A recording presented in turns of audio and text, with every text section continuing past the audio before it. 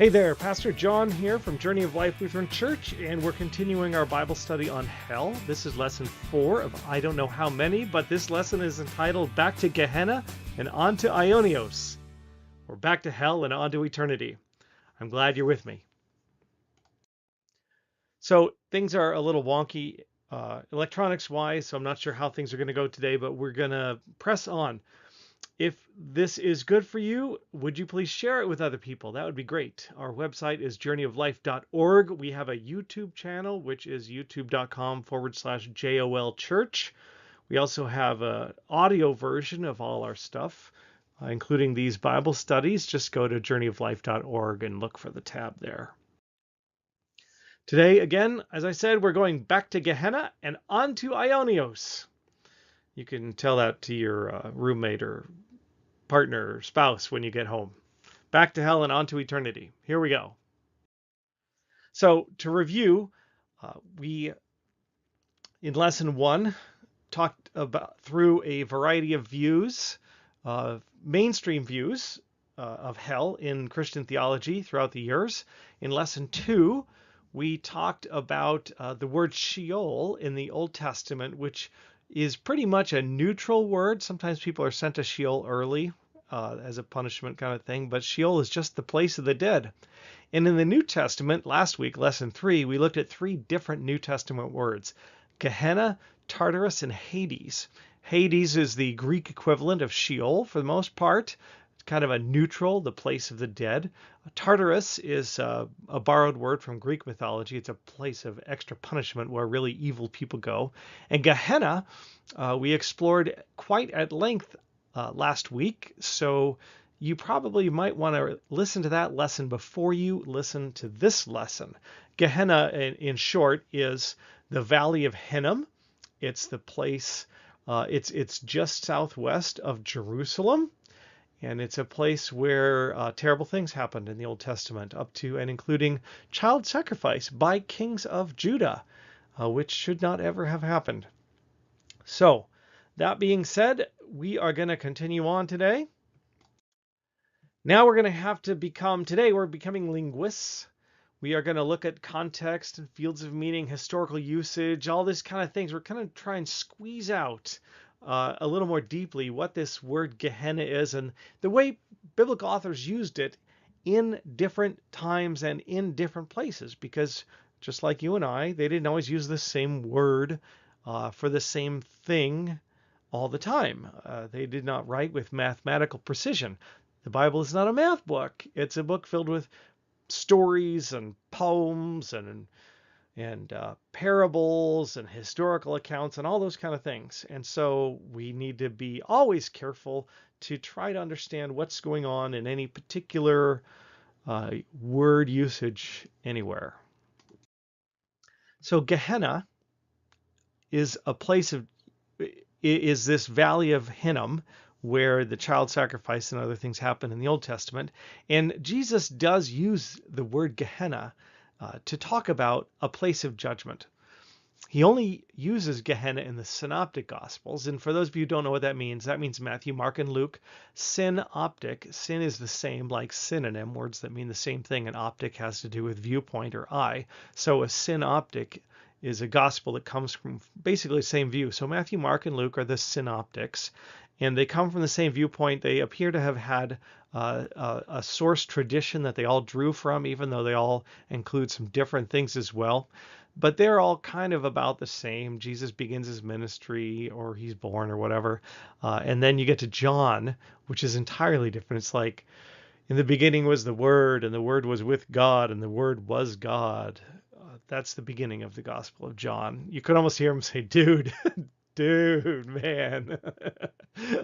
So John's a little different. John's like the mystic. Matthew is a Jewish guy, Jewish tax collector. Luke is a doctor, and he's writing to Gentile audiences. And Mark was a young man when Jesus was alive, and so he writes a real kind of a quick kind of gospel. Everything moves really fast in Mark's gospel. But what we're going to find is that Gehenna isn't used by Paul. He wrote most of the other New Testament letters. Well, actually, there's one place where Gehenna is used, and we're going to see that. It's in Jude. But nobody else mentions Gehenna at all. And it's only Jesus, and it's only in the synoptics. So the first thing we want to recall is that when we see the word hell in the Bible, it is a translation of a Greek word, or in the Old Testament, a Hebrew word.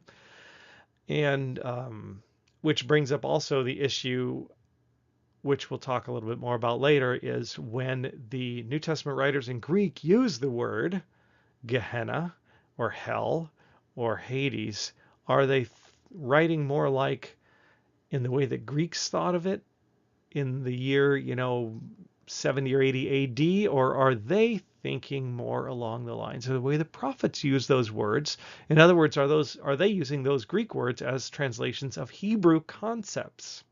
So we have a lot of stuff to kind of wrap up in here, and it's been very interesting for me, I'll tell you that. And I think it's going to be very interesting today too. So hell, when you read hell, that is an interpretation of the word Gehenna. It's not a translation. You have an idea of what you think about when you think about hell, but Gehenna actually means Valley of Hinnom. So one of the tasks of today is to be able to study this word Gehenna, and then also to think about what eternal or eternity means without all our preconceived ideas about what they mean. That's one of the tasks of today. So we're going to try and back off on the word hell and stay with Gehenna, which literally means the Valley of Hinnom.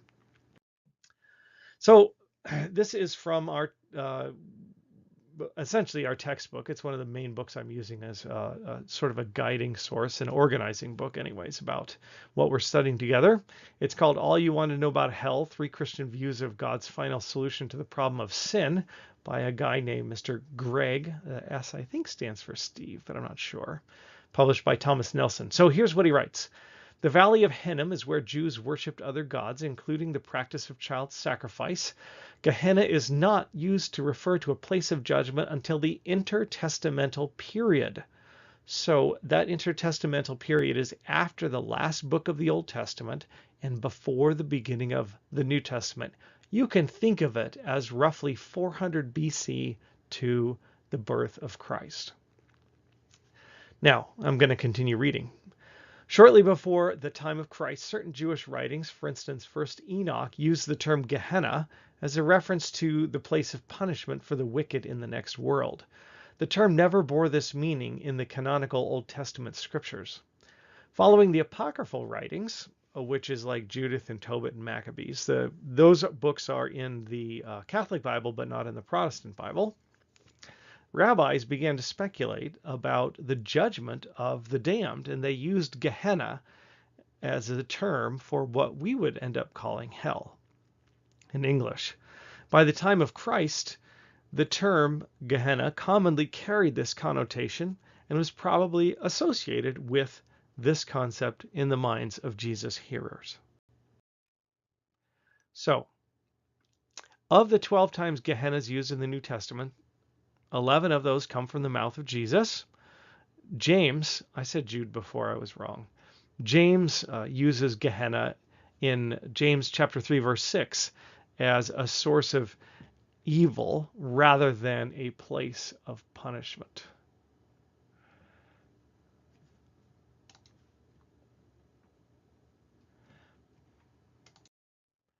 Here's what it says. And the tongue is a fire, a world of unrighteousness. The tongue is set among our members, staining the whole body, setting on fire the entire course of life, and set on fire by hell. How do you like that? I think James would rather be punched in the face than have mean words said to him. And I think there's some truth in there, actually, because we don't need to go down that road right now. But the tongue has amazing power to hurt or heal, doesn't it?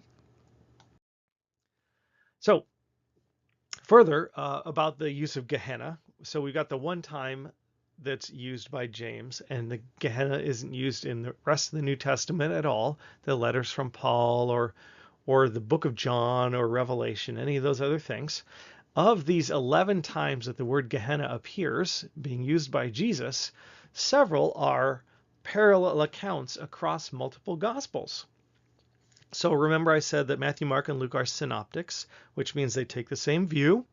And so what that means is, yes, Gehenna is used in Matthew and in Luke, but that's really only one occasion on which Jesus used Gehenna, because that occasion is recorded in 2 different books. So it turns out there's only 4 different occasions that we have recorded in the life of Jesus on which he chose to use the word Gehenna. And of those, most of those are recorded in Matthew. This is probably because Matthew was a Jewish tax collector, and so his audience, he's writing to Jews, his audience would understand the reference to Gehenna. If you're writing to somebody who lives in Corinth or Rome or somewhere, Thessalonica, they're not going to understand this reference to Gehenna at all, because they have no idea what the Valley of Hinnom is. And of course, Gehenna is, it's just a Greek transliteration of the Hebrew Gehenna, Valley of Hinnom. So they're not going to have any idea what you're talking about. So Matthew is the one who uses the word Gehenna. So here's one instance, and it's in the Sermon on the Mount, and it's in Matthew chapter 5. Got 3 verses to read to you here.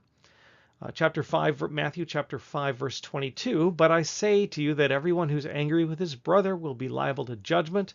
Whoever insults his brother will be liable to the council, and whoever says you fool will be liable to the fire of Gehenna." Okay. Matthew 5, verse 29. We're still in the Sermon on the Mount. "If your right eye causes you to sin, tear it out and throw it away. For it's better that you lose one of your members than that your whole body be thrown into Gehenna." Matthew chapter 5, verse 30. "And if your right hand causes you to sin, cut it off and throw it away.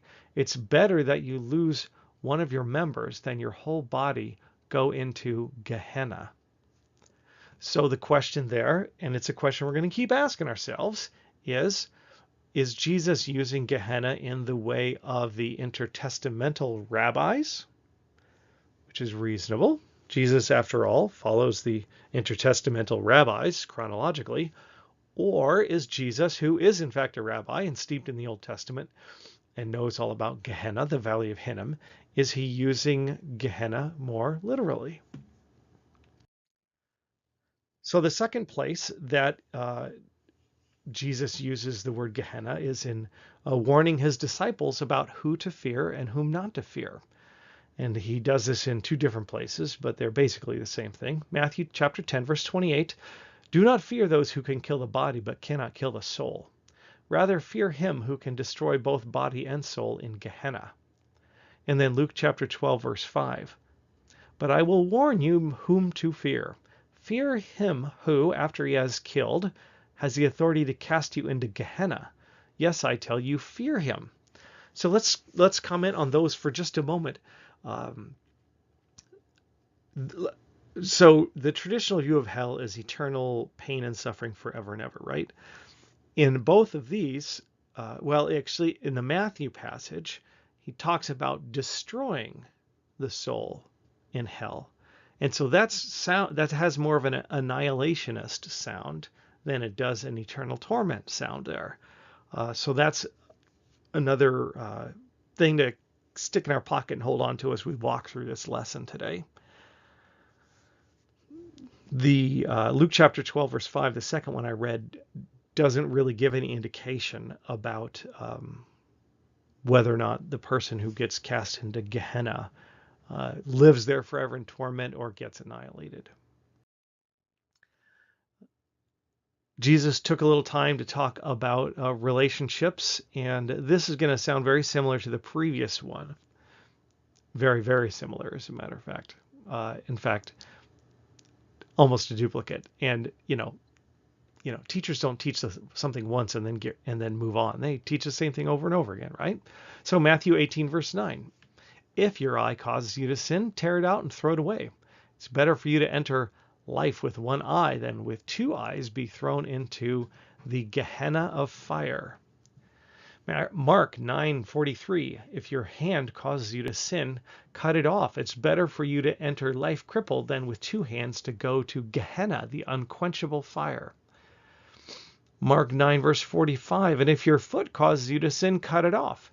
It's better for you to enter into life lame than with 2 feet to be thrown into Gehenna. Mark 9 verse 47, and if your eye causes you to sin, tear it out. It's better for you to enter the kingdom of God with one eye than with 2 eyes to be thrown into Gehenna. So that is a little bit more. I'm just going to move straight on to the next verses, and we're going to be concluding all the times that Jesus used the word Gehenna. The last one is when he's talking about the scribes, and again, these are both in Matthew. Matthew chapter 23, verse 15, woe to you scribes and Pharisees, hypocrites! You travel across the sea and land to make a single proselyte, that's a convert, and when he becomes a proselyte, you make him twice as much a child of Gehenna as yourselves. So that seems pretty clear that Gehenna is like Satan's domain or the way of evil or something like that. It's definitely some sort of figurative use, right? Matthew chapter 23, verse 33. You serpents, you brood of vipers, how are you going to escape being sentenced to Gehenna? That sounds pretty bad. So, speaking of Gehenna of fire, another thing to keep, we have to kind of put all this in a mixing bowl and try to discern the way Gehenna is used in different ways and stuff. Fire is almost a cliche description of judgment, and it's used to describe actual judgments that fall on, for example, the nation of Israel too. The fire of judgment might be figurative, but it might actually be literal. The city might be burned to the ground. So here's another quote from our text book. In the Old Testament, where the majority of this imagery is found, such fiery judgment almost always refers to a national judgment occurring in history, like Babylon, Assyria, Edom, Israel, etc., not to an eschatological or post-mortem punishment. This is true even when the fire is said to be unquenchable, as is often the case. So let's pause there for a moment. What he's saying is that when the Old Testament prophets talk about the fiery image of judgment, it refers to an actual thing that's going to happen in history, not eschatological. And that word, the eschaton, is the end times, the end of all things, the end of history, the return of Christ. That's all, or the things leading up to the return of Christ. That's all eschatological. And then, of course, post-mortem means the punishment that comes after you die. So he's saying these fiery judgments are almost always referring to actual things that happen to actual nations in real history. 1 Kings 22 verse 17, because they have forsaken me and made offerings to other gods that they might provoke me to anger with all the work of their hands, therefore my wrath will be kindled against this place and it will not be quenched. 2 Chronicles 34 verse 25, which is going to sound almost exactly the same, and the reason is the books of 1st and 2nd Kings and the 1st and 2nd Chronicles overlap. They are both history books that have a great deal of overlap. Because they have forsaken me and have made offerings to other gods that they might provoke me to anger with all the works of their hands, therefore my wrath will be poured out on this place and will not be quenched. A couple of verses from Isaiah talking about this wrath and burning and unquenchable judgment. Isaiah chapter 1 verse 31. The strong shall become tinder and his work a spark, and both of them shall burn together with none to quench them. Isaiah 34 verse 10. Night and day it shall not be quenched. Its smoke shall go up forever. From generation to generation it shall lie waste. None shall pass through it forever and ever. Now that sounds pretty eternal, doesn't it? We're going to look at the word, that's what the second word, we're looking at Gehenna and Aionios. Aionios is the Greek word meaning eternal. And that's going to take us to the Hebrew word for eternal, which is olam. And we're going to find out that their idea of eternal doesn't mean the same thing as our idea of eternal, but we'll be there in a minute. The other thing to point out is the idea that it will not be quenched does not mean it's eternal. It means that that it will be unstoppable. Like a forest fire, now sometimes, and back then almost always probably, is unquenchable. It has to burn itself out. It doesn't mean it burns forever. It means that it burns as long as it's going to burn and we have nothing to say about it. It's a time. A few more Bible verses for you. Jeremiah 4 verse 4. Circumcise yourselves to the Lord. Remove the foreskin of your hearts, O men of Judah and inhabitants of Jerusalem, lest my wrath go forth like fire and burn with none to quench it because of the evil of your deeds. Again, the quenching is not eternal. It's just you can't stop it. Jeremiah 7 verse 20. Therefore, thus says the Lord God, behold, my anger and my wrath will be poured out on this place, upon man and beast, upon the trees of the field and the fruit of the ground. It will burn and not be quenched. Same thing. We can't stop it. Doesn't mean burn forever. Jeremiah 17 verse 27. But you, if you do not listen to me to keep the Sabbath day holy and not bear a burden and enter by the gates of Jerusalem on the Sabbath day, then I will kindle a fire in its gates, and it shall devour the palaces of Jerusalem, and it shall not be quenched. A side note, it's interesting to me how important the Sabbath is to God. The Sabbath comes out of the 7 days of creation. God created the earth according to Genesis 1. Genesis 1 records 6 days of creation, and on the seventh day God ceased from his creative work. And so when the Israelites came out of Egypt, and they got the law from God, the 10 Commandments and the other laws. One of the commandments is remember the Sabbath day by keeping it holy, and they're not supposed to do any work on the Sabbath. And people went crazy with that too. But the main thing that's interesting, and we're going to have to do a different study on that, is that at the end of the law giving, God says, above all, keep my Sabbath.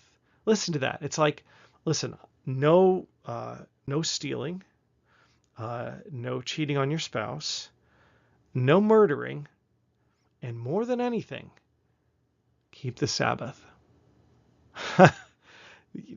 Doesn't that make you stop and think for a minute? It makes me stop and think, that's for sure. But we'll think about that more later. Jeremiah chapter 21, verse 12. O house of David, thus says the Lord, execute justice in the morning and deliver from the hand of the oppressor him who has been robbed, lest my wrath go forth like fire and burn with none to quench it because of your evil deeds. Just a few more Bible verses here we want to really soak ourselves in this language so we get used to hearing it, but hearing it with a discerning ear. Ezekiel 20 verse 47, say to the forest of Negeb, hear the word of the Lord. Thus says the Lord God, behold, I will kindle a fire in you, and it will devour every green tree in you, and every dry tree. The blazing flame shall not be quenched, and all the faces from south to north shall be scorched by it. Again, the idea of unquenchable meaning unstoppable, not eternal. Doesn't mean that. Ezekiel 20 verse 48, all flesh shall see that I, the Lord, have kindled it, and it shall not be quenched. Amos 5 verse 6, seek the Lord and live, lest he break out like fire in the house of Joseph, and it devour with none to quench it for Bethel. Same thing, right? Quench is not eternal. It just means you're not stopping it. So, another quote from our textbook, in view of the rabbinic convention of using Gehenna as a reference to ultimate punishment after death, it may seem reasonable to identify Gehenna with Revelation's lake of fire. In the book of Revelation, which we'll get to, talks about the devil and all his angels being cast into the lake of fire. In fact, it says Hades, the place of the dead, is cast into the lake of fire. It doesn't say Gehenna, it says lake of fire. So that sort of seems like it might be. That's his point. Now I'm going to continue reading. This has, in fact, been the most common identification made by Christian theologians. However, there is reason to inquire into the possibility that Jesus used the word literally, as did the Old Testament, rather than in the innovative sense that the rabbis had adopted it. So that's that tension about whether Jesus is using it in the Old Testament sense or in this sort of more figurative sense. Or is he using it in another way altogether? That is, now I'm continuing to read, Jesus may not have been speaking of a fate beyond the grave that can figuratively be likened to the Valley of Hinnom, but of the earthly Valley of Hinnom itself. This would be the most literal understanding of the term he used and should not be rejected prior to investigation. Jesus' teaching is often clearly not eschatological, meaning having to do with the end times, but rather it's about the current situation facing the Jewish people. That's an important point, and that takes us back to why, even if Jesus uses the word Gehenna in different places, we need to ask ourselves, how is he using it here? How is he using it in this place? What's the context? One of my professors at the seminary used to say that text without context is pretext, meaning that if you take something, a text, and you don't look at the context of it, all you're doing is using it as a pretext for whatever preconceived notions you already have, whatever ideas you already have about what it's supposed to say. Luke 19, verses 41 to 44 is an example of Jesus talking about the destruction of Jerusalem, not in an eschatological sense, meaning not in an end time sense, but actually in a way that's coming up. Jesus is living around 30, 31, 32, 33 AD, and Jerusalem is literally destroyed. It's burned to the ground in 70 AD. So here's what happened recorded in Luke 19, 41 to 44. And when Jesus drew near and saw the city, he wept over it, saying, would that you, even you, had known on this day the things that make for peace. But now they are hidden from you. For the days will come upon you when your enemies will set up a barricade around you, and surround you, and hem you in on every side, and tear you down to the ground, you and your children within you. They will not leave one stone upon another in you, because you did not know the time of your visitation. So Jesus there seems to be really talking about the destruction of Jerusalem and the Jews not knowing the way of life that leads to peace under the Roman occupation, because that's what eventually happened, is they revolted, and the Romans weren't really into being revolted against. So, but that also is another lesson.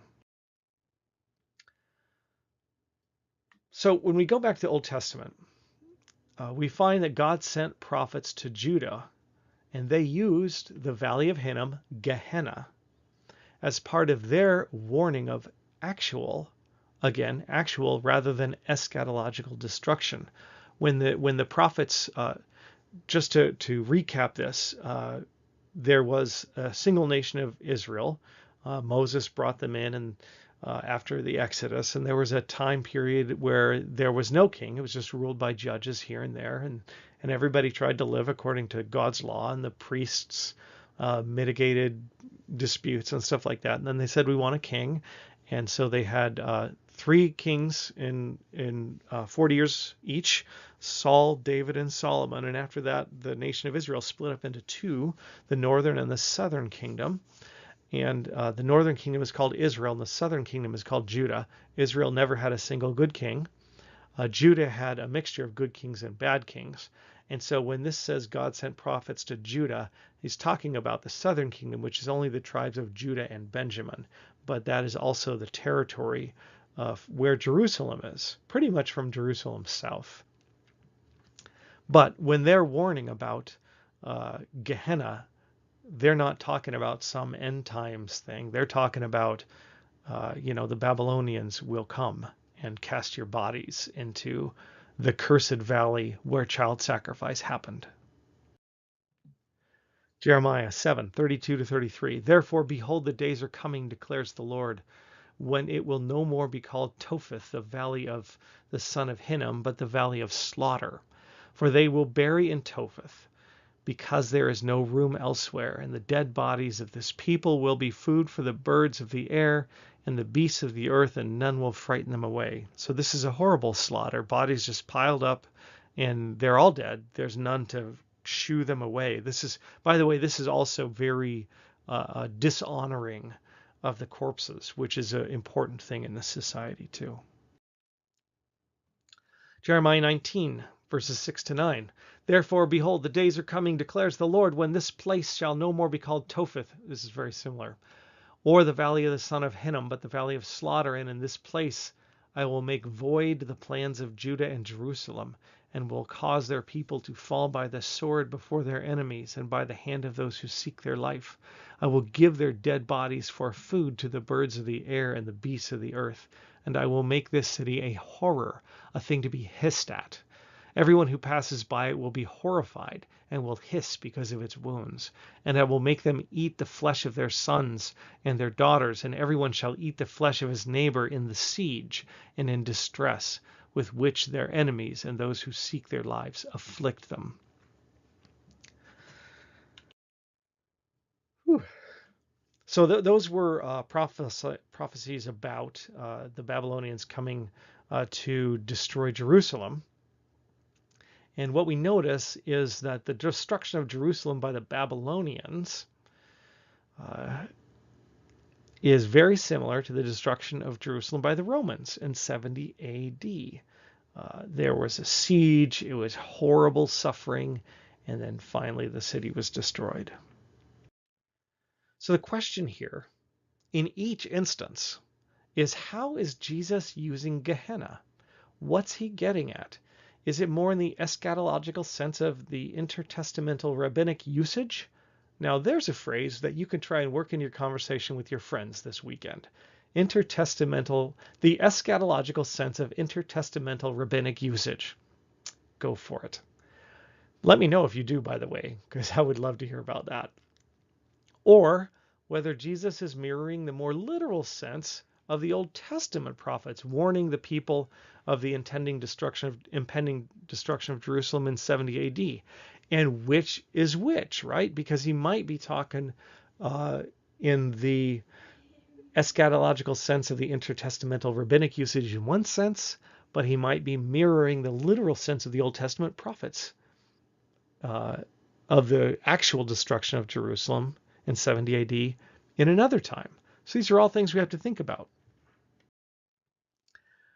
So there are several objections to the idea that Jesus was referring to the destruction of Jerusalem and the literal valley of Hinnom. And so I want to walk through those now. These are objections to the idea that Jesus is being literal. First, Matthew 10, verse 28. We read this before. Do not fear those who can kill the body, but cannot kill the soul. Rather fear him who can destroy both body and soul in Gehenna. So soul and body might have been an idiom that means completely. And we find it used that exact way in Isaiah 10, verse 18. And by the way, whenever Jesus says something that you find in the Old Testament, you can be completely, utterly sure that Jesus is not accidentally saying the same thing they said in the Old Testament, because Jesus knows the Old Testament backward and forward. So if he says something that's in the Old Testament, he knows he's saying something that's in the Old Testament. Okay. In fact, this often isn't pointed out, but should be every single time. When Jesus says, my God, why have you forsaken me?" from the cross, he is quoting Psalm 22. It's not just a cry that's just coming out of his mouth. He's quoting a psalm at that point, and that makes a difference in the way you think about and look at what's going on. So, soul and body. Having one's corpse thrown into the Valley of Hinnom by the marauding Romans would, at least this guy asserts, be kind of a second death to Jewish people, because to have your body just flung into a pit to be eaten by birds desecrates your body. And so this passage could be a call to return to following the ways of the Lord before the Romans come and destroy this place. And it's better to, if your hand is causing you to do something wrong, cut it off, because it's better to do that than have your whole body thrown into the valley of Hinnom on the body pile. I don't know that I find that very convincing in that instance, but it's not my job, I don't think, to teach you exactly what I think. I'm trying to give you a wide view of all sorts of ways that people have looked at this. So second, the idea from Mark 9, verse 48, where it says the worm does not die and the fire is not quenched. That sounds pretty eternal, doesn't it? But again, that fire is not quenched doesn't necessarily mean it won't end. It just means you won't be able to stop it. As I said before, forest fires are often unquenchable and must burn themselves out, but it doesn't mean they burn forever. It just means they burn for a time, the time they're going to burn. From the textbook again, there are numerous Old Testament references to God's temporal judgments upon nations, which are described figuratively as raging fires that shall not be quenched. And there's several listed there. If you're watching this, you can pause the screen and look at them all yourself. The image of unquenchable fire, while not speaking of eternal burning, does seem to refer to the fire of God's wrath, which no human power could or would be able to resist or extinguish. Isaiah 66, verse 24, they shall go out and look on the dead bodies of the men who have rebelled against me, for their worm shall not die, and their fire shall not be quenched, and they shall be an abhorrence to all flesh. So, even when Jesus says that, is he talking about something eschatological and eternal, or is he talking more about another judgment to come upon the nation of Israel, and Jerusalem's going to be destroyed again, just like it was last time? So there seems to be enough wiggle room in translating Gehenna that translators probably would have been well advised to not translate Gehenna as hell, but simply leave it as Gehenna, or Valley of Hinnom. Now, you've got a lot of Gehenna in your head now. Gehenna. Now we're going to talk about Aionios and ask, how long does eternity last? And this section is a little shorter. I know this lesson is going longer. I can see it's already 37 minutes, but hopefully you found it interesting and you're staying with me. And now we're going to ask ourselves, how long does eternity last? First, it may seem obvious to us, eternity lasts forever, right? But we are today being linguists and not scientists. Have you ever said to yourself or someone else, this line is taking forever? Or it took an eternity to get it done, but we finally did.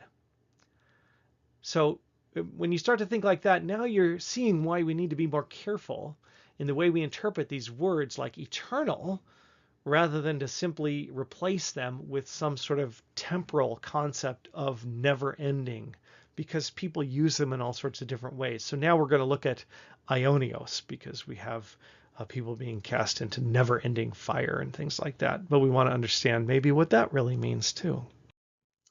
Second, in Greek, the word eternal, Aionios, modifies another word like fire in this way. It'd be like fire of eternity. Literally, it's going to be fire, comma, eternal, or the fire, comma, eternal, or the fire, comma, the eternal. For you linguist geeks, it's in the genitive case. And so what we do with that is the basic placeholder there is the word of. So when it says eternal fire, underneath what it's actually saying, the fire of eternity. And you can see how that could mean a bunch of different things when I say it that way. Depends, is it the fire of eternity, or is it the fire, comma, the eternal one? Yeah. Third, because Jesus was a Jewish rabbi, is it more appropriate to think of Aionios as current writers in Greek would have used it? Or is Aionios meant to convey the meaning of the Hebrew word for eternity, olam? And so what we're going to do is take some time to talk about the way the Jewish people used the word olam and the concept of eternity. Here's some possible ways to interpret this word, olam, and by extension, Aionios. Without end, meaning it goes on forever. Beyond our ability to see, like as in over the horizon, like I have no idea when this is going to end, like when you're waiting at the DMV and it's taking an eternity, you still don't know when it's going to end. Or it could be from the eternity, meaning from the heavenly realm, the eternal realm, meaning from God. So there's three different ways to look at it. Actually without end, or fixed time but beyond our ability to see, or from the eternal place, from God. I'll give you another little reading from our textbook. The ancient translators of Greek Old Testament, the Septuagint, regularly used aion and aionios to translate olam, a Hebrew word that is also translated eternal or forever. And yet Hebrew scholars do not necessarily associate olam with endlessness, but merely with the quality of having no end in sight. Olam is said to speak of that which extends beyond the horizon of sight or the vanishing point. That which is described as olam is not necessarily everlasting, but its end cannot be seen from here. Strong's Concordance, which is a standard reference, well trusted, is in agreement with other authorities and defines olam in this way, meaning the end is concealed or it's beyond the vanishing point, time out of mind. Olam could be perpetual or it could be long lasting for a time. Isaiah 34 verse 10 says, "Night and day it shall not be quenched, its smoke shall go up for olam. From generation to generation it shall lie waste, and none shall pass through it forever and ever." Isaiah 60 verse 15 says, whereas you have been forsaken and hated with no one passing through, I will make you majestic for olam, a joy from age to age. So there's a couple of like generic usages, and is that, you have to ask yourself, in which way are they using that word, right? So knowing that Jesus was a Jewish rabbi, here's the question. When we read the word Aionios in our Greek New Testament Gospels, which were written in Greek, should we think of that more in line with the Hebrew word olam from the Old Testament, or the Greek usage during the time of Jesus? And all I can say is that's a good question.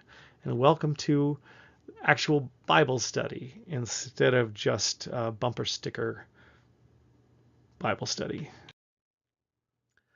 Now, here's a question. What do we learn from Isaiah 32, verses 14 to 15, about how the word olam is used in the Old Testament? Let me read it to you.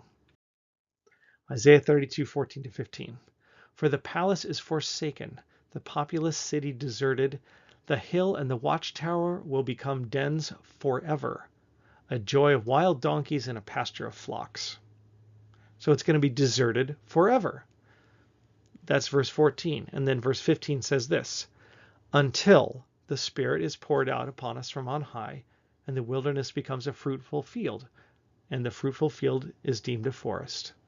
So here, that's olam. It says this place is going to become desolate forever until. So that's not the way we use eternity. That's not the way we use the word eternal, because eternal is never ending.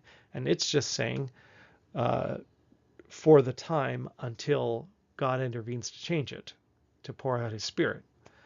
So that's the way olam is used, for a long time, a time where we don't see the end of it, but it doesn't mean eternal like the little infinity sign we draw when we're doing math. So putting that all together, there's at least four possible ways to translate aion and aionios. Number one, that the thing described is actually everlasting, either in literal sense or as hyperbole, which, if you remember, hyperbole is overstating something to make a point. Like when Jesus said, "Why do you try to take the speck out of someone else's eye when you have a log in your own eye?" He doesn't actually mean people have logs sticking out of their eyes. He's using hyperbole to make a point. So that's one thing, the actual literal or hyperbolic everlasting nature of something. Number two, second possibility, is the thing described will last for an age, a long time. It's a long enduring thing. There's some very literal Bible translations that try to capture that.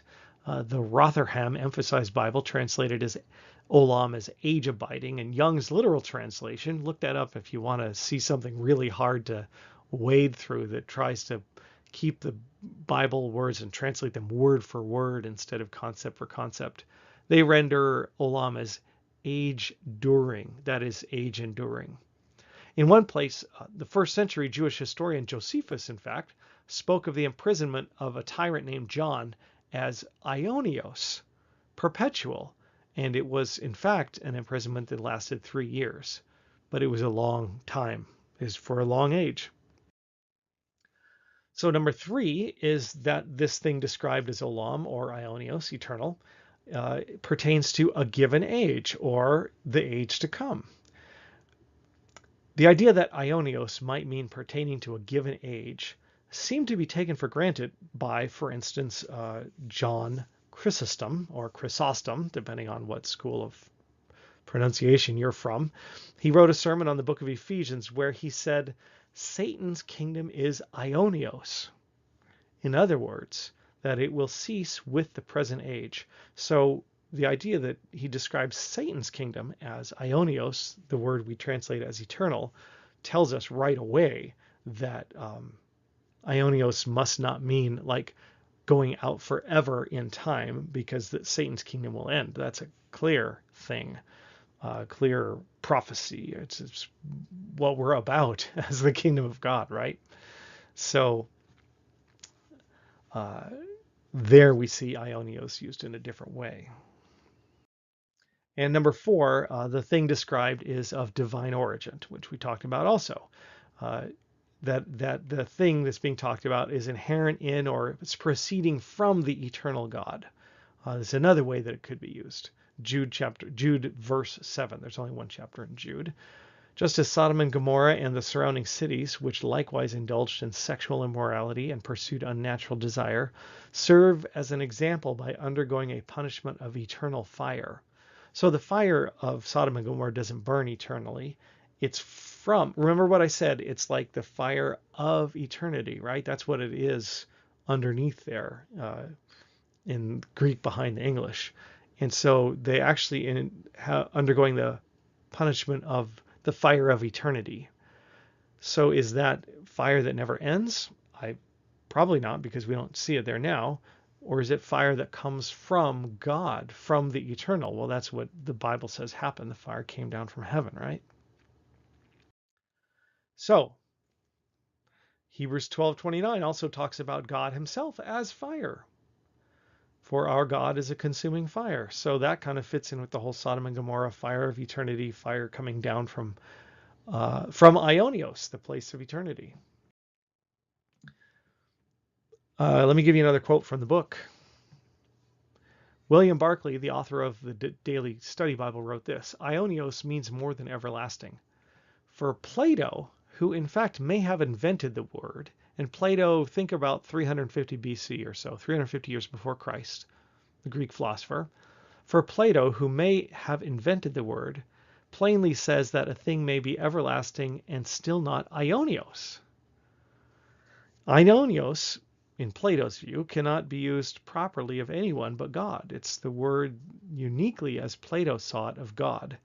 Eternal punishment is then literally the kind of remedial punishment which it befits God to give, and which only God can give. So the Aionios punishment, or the Aionios fire or whatever, is the kind of fire that comes from God, and doesn't necessarily mean eternal, and it might even be with an ultimate good purpose because it comes from God. According to David Hill, Aionios sometimes suggests a quality of being that's more tied into the idea of being divine, as opposed to the enduring in a temporal or time-based way of looking at it. When Aionios modifies words like life or glory or righteousness, salvation, wrath, punishment, could it not be that the writers are simply speaking of these things as coming from God and being manifestations of his character or attributes which are eternal? So, Here we are at the end. I'm going to give you our author's tentative conclusions regarding Aionios and related words, and we're going to close it up. Because of the admitted ambiguity of the words eternal and everlasting in the Greek and Hebrew text, it's not necessarily clear that endless suffering is actually what these words are threatening. William Crockett, who is a traditionalist, meaning he believes in eternal torment, has pointed out that among Qumran sect members, which were contemporaneous with the New Testament writers, Aionios torment and Aionios damnation were seen as concepts harmonious with extinction or annihilation. He cited everlasting damnation by the avenging wrath of the fury of God, eternal torment and endless disgrace, together with shameless extinction in the fire of the dark regions. So they're talking about the Aionios fire, not as eternal torment, but the inescapable avenging torment of God, which annihilates those who are ultimately against him. Advocates of all three views have managed to accommodate these terms. And again, all three views are the three main views that our author is examining, one being the view, what is sort of the traditionalist, although it's not really traditional in the long-term sense, but it's sort of the traditional Protestant view anyways, which is fairly recent in historical terms. The traditional view that hell is eternal torment. The second one is the view that hell is eternal, but it's eternal in the sense that those who are against God are ultimately annihilated and simply are not anymore. They're not left suffering. They're just not existent anymore. And number three is the view that this Aionios fire kind of thing is a fire for a time that purifies people and gets them fit to live in the kingdom of God for eternity, which sounds a lot like purgatory. And I don't know actually if this guy's going to get to purgatory or not, but we will certainly get to purgatory. And also the Eastern Church, Eastern Orthodox, Russian Orthodox, Greek Orthodox, their view of hell as well. So that's the three views again.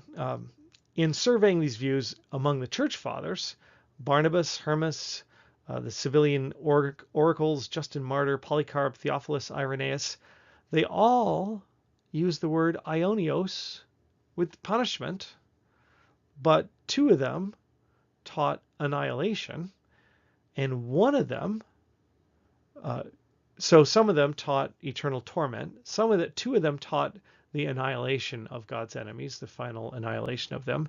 And one of them taught that there is an Ionian punishment, which means the divine punishment for a time, but that leads to universal salvation. So we have reached the end of lesson 4 of Who Knows How Many, and we don't really have a great place to conclude today, except that one thing we conclude is that people who hold any of these positions dogmatically and think that the other positions have no support really haven't done their homework, because a lot of people who are of good heart and intent and intelligence and well studied have come to 3 different conclusions on hell, based on, in part, the usage of Gehenna and Aionios and Hades and Sheol. So they've come to the 3 different conclusions. The one is eternal torment. The one is annihilation, where the evil are no more. And one is torment that is Aionios, which means it comes from the place of eternity, God's place. Not that it lasts for eternity, that it lasts for a time, and ultimately all are saved. So that's where we're ending. This has been lesson 4 of our online Bible study webinar or podcast, depending on how you're consuming this media, on hell. And sure, I want to encourage you to share this with others. You can get both the video or the audio version by going to our website, journeyoflife.org. You can get us directly on YouTube at YouTube.com/JOL Church. Go to the website if you want to find the audio version, because the link is a little bit long, but if you're watching, you can see it on the screen. Our Facebook site is facebook.com/JOL Orlando.